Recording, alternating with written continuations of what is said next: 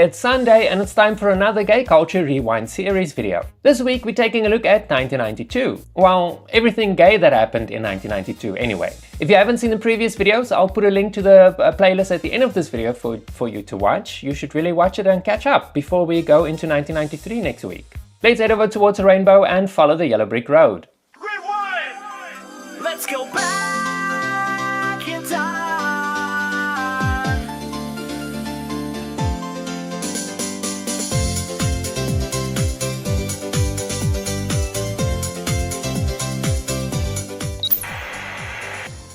10,000 years will give you such a crick in the neck.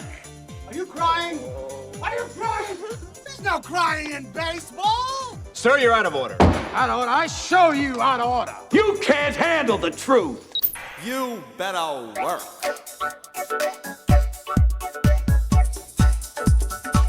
1992 was a slow year when it comes to LGBTQ music, so if it wasn't for Madonna and RuPaul, I'd have nothing to talk about in this video. 1992 was a breakout year for one of the most enduring figures in queer entertainment, RuPaul. Already making waves in the New York club scene, RuPaul had been building a solid resume as an entertainer throughout the late 80s and early 90s, appearing in music videos for acts like the B-52s, starring in underground films, and performing drag shows that blended fierce charisma with sharp wit. But 1992 marked a major turning point with the release of RuPaul's debut single, Supermodel, You Better Work. RuPaul's latest single, Supermodel, You Better Work, has shot into the American club charts, suggesting that drag queens might be the next big thing. The single didn't just chart, it peaked at number 45 on the Billboard Hot 100 and became RuPaul's highest charting pop hit in the US to date, paving the way for RuPaul to become a household name. As the lead single from the upcoming album Supermodel of the World, it exploded in dance clubs across New York and beyond. Promoted cleverly at Fashion Week in September that year, it captured the glamour and attitude of the runway world, with lyrics that celebrate self-confidence and style. You better work.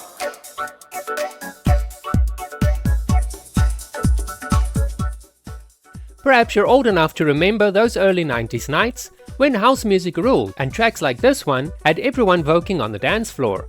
RuPaul's larger-than-life persona, tall, glamorous and unapologetically fabulous, resonated deeply in gay spaces, where drag was not just performance but a form of rebellion and joy. And I said to myself, you know, what do you want? These guys, they look at you, they want to touch you, charge them for it, damn it. What's the damn wrong with that, huh?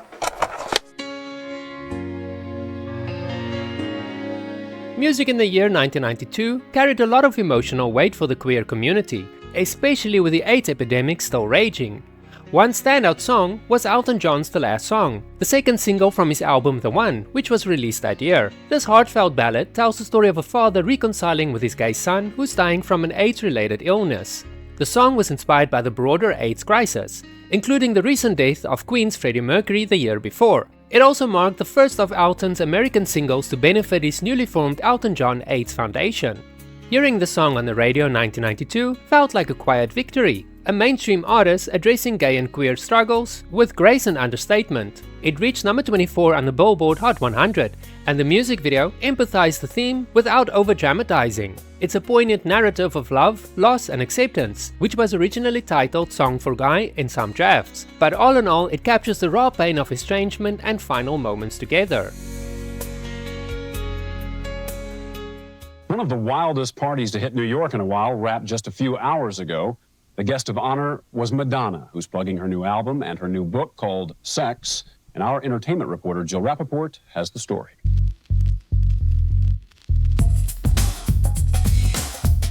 Madonna's Erotica album dropped on October 20th, 1992, alongside her infamous coffee table book. Madonna upped the ante in the celebrity sweepstakes, releasing not just a new album, but a book filled with erotic pictures of Madonna. This was Madonna at her most provocative, exploring themes of sex, romance, S&M and homophobia during the height of the AIDS era, sparking massive controversy.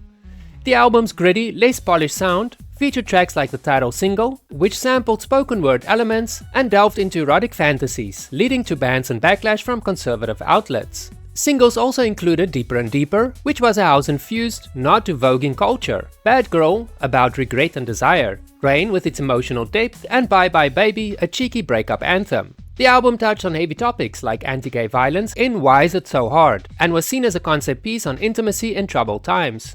But unfortunately, critics slammed it for being too explicit. MTV even banned the erotica video at first, but it sold over 6 million copies worldwide. If you're old enough, do you even remember the media frenzy surrounding this album? Tabloids called it career suicide, yet it was ahead of its time, empowering LGBTQ listeners with its unfiltered celebration of sexuality. Today, it's nostalgic gold, reminding us how Madonna pushed boundaries and made space for authentic queer expression in pop. Producers of the hit series Quantum Leap, it may not air a potentially controversial episode of the show.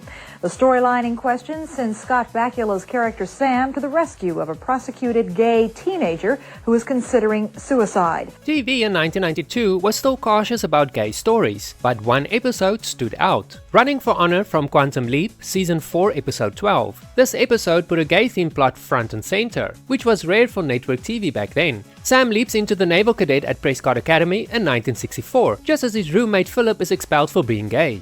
It's a tense exploration of prejudice, loyalty, and the don't ask, don't tell mentality, prefiguring later military policy changes. Nostalgic fans recall how it predicted shifts in attitudes towards gay in the military, blending adventure with social commentary. As one of only a handful of shows to make a gay narrative the main focus that year, it felt groundbreaking, subtle yet impactful, sparking conversations in living rooms across America. But the script still depicts hate crimes against gays, and NBC has told executive producer Don Belisario that advertisers could boycott the drama.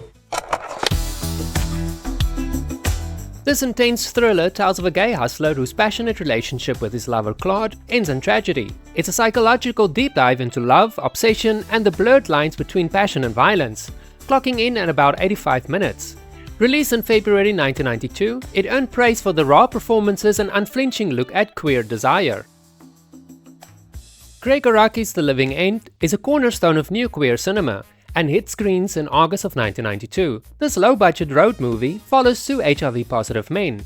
They embark on a chaotic cross-country crime spree through California, fueled by anger, lust, and the "f*** the world" attitude. Themes of aimlessness, rebellion against the AIDS crisis, and gay rage makes it a timeless classic. Think of Thelma Louise but grittier and gayer.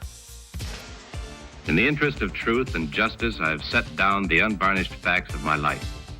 My own story in my own words. Clocking in at just 63 minutes, Rock Hudson's Home Movies is a documentary that uses clips from Rock Hudson's films, like Pillow Talk and Giant, to highlight gay subtext and double entendres. Hudson, who died of AIDS in 1985, is re-examined through this prism. Scenes where his characters dodges marriage proposals or shares knowing glances with male co-stars are reframed as clues to his hidden sexuality. It's witty and poignant, blending film history with gay theory to explore stereotypes and the prison of the closet. The documentary was released amidst growing AIDS awareness, and premiered at festivals and felt like a fun yet thoughtful nod to old Hollywood secrets. Nostalgically, it reminds us how queer readings of classic films open doors to modern discussions about representation. I'm afraid to get married. I'm afraid. The biggest rock event since Live Aid gets underway later this afternoon at Wembley. The Freddie Mercury tribute concert will be watched by 500 million people in 70 countries. All proceeds are going to AIDS research. The Freddie Mercury tribute concert was held on April 20th, 1992 at London's Wembley Stadium. Organized by Queen's remaining members, Brian May, Roger Taylor and John Deacon, this massive event honored the late frontman, who died of AIDS in November of 1991, and raised funds for AIDS research through the Mercury Phoenix Trust. Over 72,000 fans packed the stadium, with a global TV audience of over 1 billion. It was a nostalgic explosion of rock energy, celebrating Mercury's flamboyant legacy while spotlighting the fight against AIDS. Proceeds kick-started vital work, making it a landmark moment of unity and remembrance. If you haven't watched the previous videos in my series, what are you waiting for? Click on the link that will be appearing on your screen in a moment, then start watching from 1980, and then you'll be all caught up before we get to 1993 next week. Thank you very much for watching this video. If you enjoyed it, give me a thumbs up or a like. It really helps with the algorithm so that other people like yourself can find me more easily on YouTube. Once again, thank you very much, and I'll see you in the next video.